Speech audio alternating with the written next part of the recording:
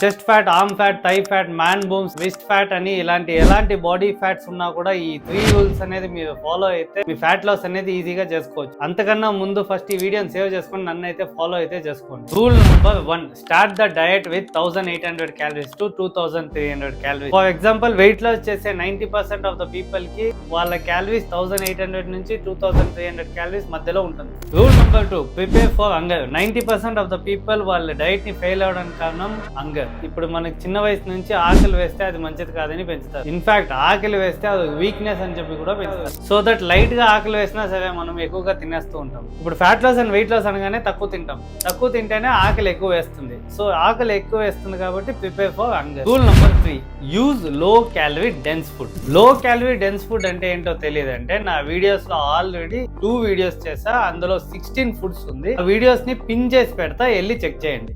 అంతకన్నా ముందు నన్ను ఫాలో చేసుకోండి.